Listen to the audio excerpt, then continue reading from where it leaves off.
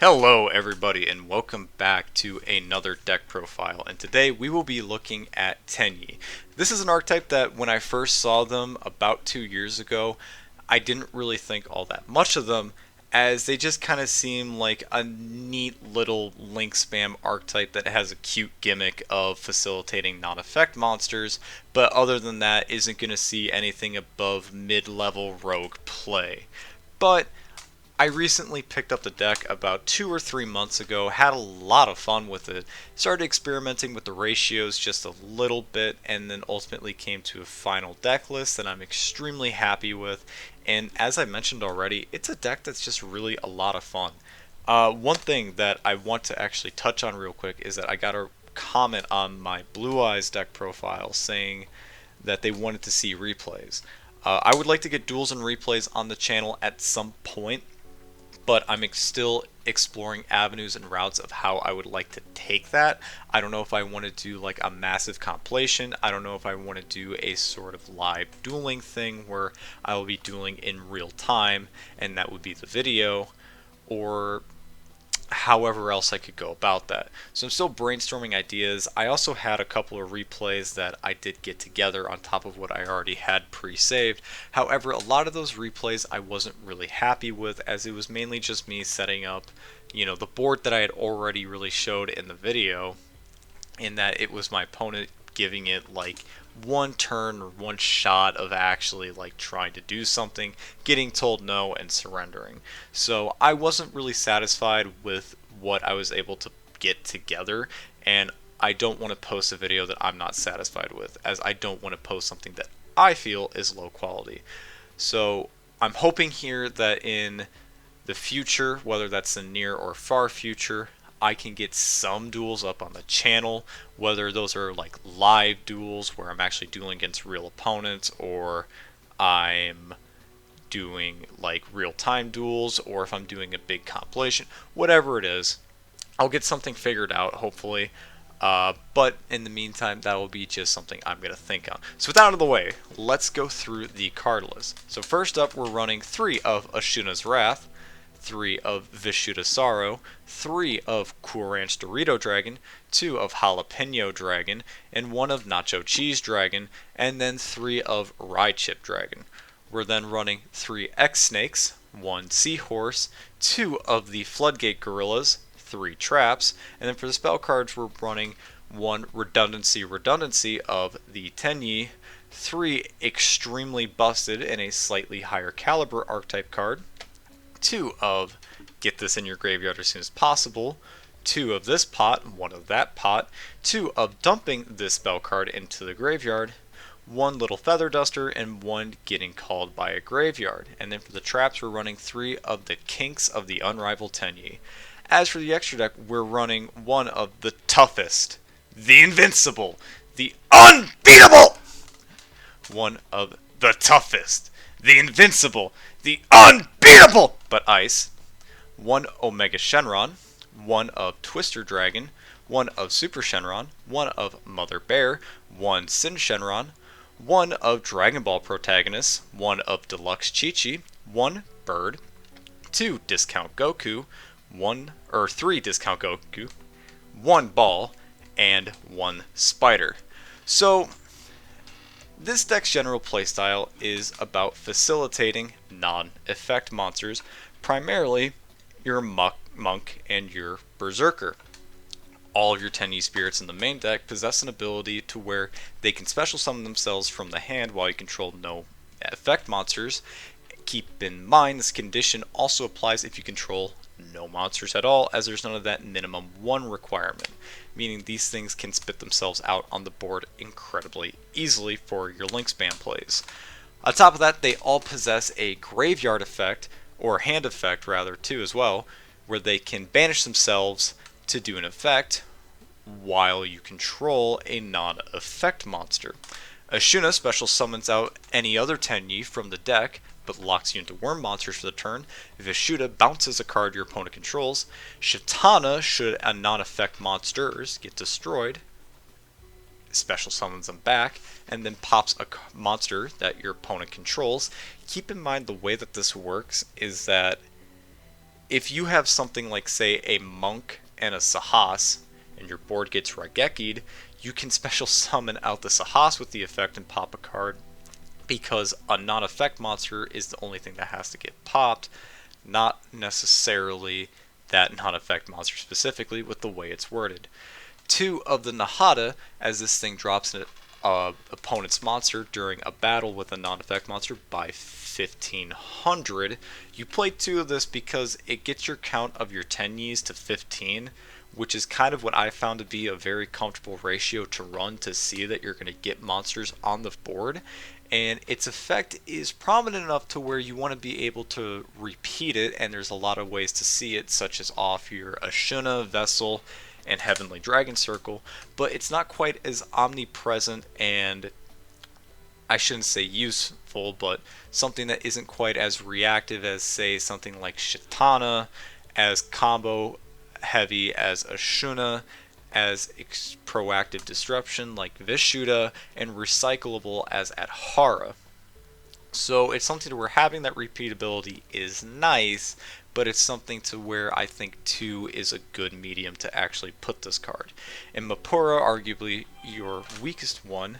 is going to be your only one of, as yes, it destroys a card that targets your non-effect monster. Ultimately, it kind of overlaps with Shitana just a little bit, and Shitana is just a stronger overall card for it. And then we play 3 Adhara, as this does recycle your Tenyis and can get back any Tenyi except this card specifically. So an Adhara can grab another Adhara, just not a copy of itself. We played 3 of the Parallel Exceed, as this just gets us a free body on board for our Link and or Exceed play, or even Synchro plays. Just be wary of how you activate this in tandem with Ashuna, as you want to be able to make this before you use Ashuna's effect, if at all possible, as I mentioned earlier, Ashuna locks you into Worm Monster special summons for that turn. Mare is the best card to get into your graveyard, as this thing's ability to shit out tokens and then make itself a level 4 synchro to make your level 8 synchro plays a lot stronger and easier to do, is kind of your most valuable honorary Tenyi that isn't a Tenyi, but you play it at 1 because you really just don't care to actually see this thing in your hand, as it doesn't really get your plays going and it requires the rest of your hand to be good. And while that's not really too much of an issue with this deck, you do also run your Heavenly Dragon Circle, which is something that is also kind of decent discard fodder. And then you run to a Vanity's Fiend, as you really don't use your normal summon all that often in this deck, and it's like, well, you have the ability to get your tribute summon fodder on the board, and to be able to put this thing next to something like a Monk and it's a Haas means that you now have a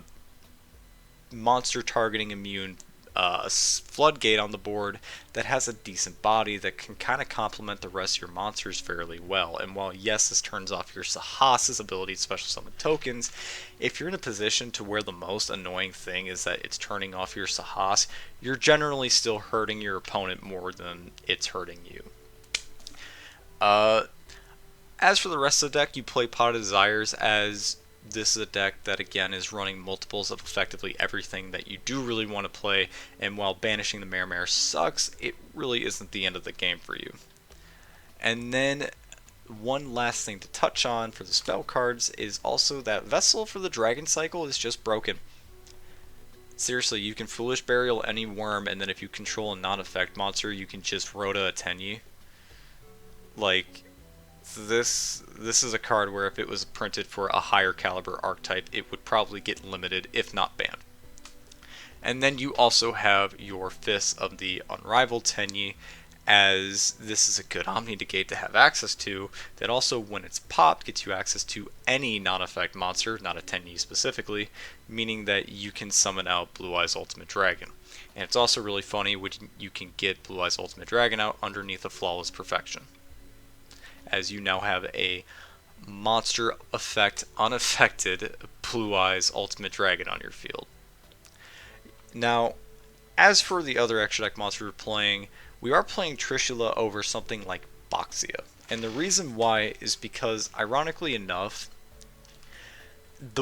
in archetype way, quote unquote, that you're kind of intended to summon your level 8 synchros like Berserker or Boxia is you're kind of intended to use Adhara plus either Vishuddha or Shuna. But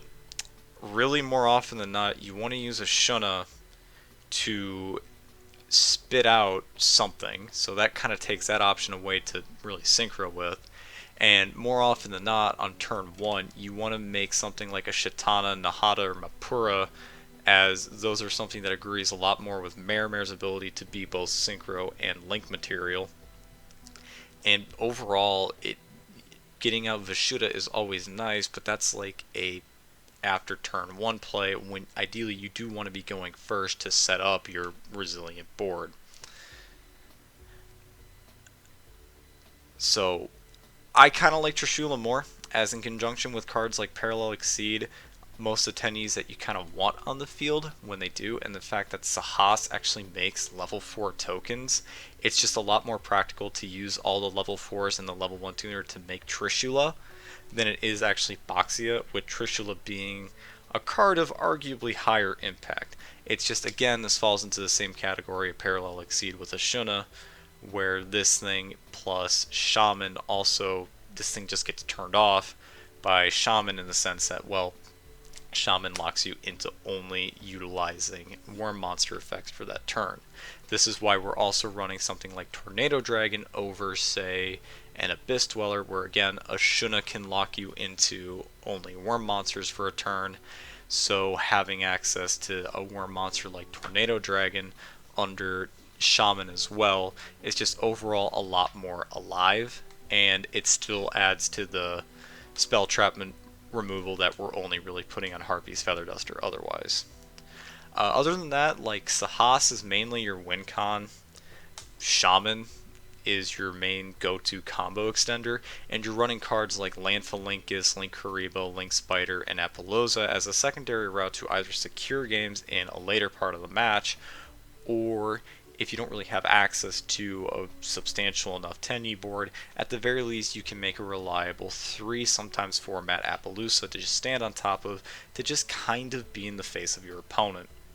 Other than that, really your win con is just that you're trying to get Sahas on the board and then facilitate that with some of your non-effect monsters underneath all your Tenyis, and also supported by your Fists of the Unrivaled Tenyi or your Flawless Perfection, as well as also supporting them with a bevy of other powerful monster cards like Tornado Dragon, Berserker, even something like Apollousa for an occasion, and then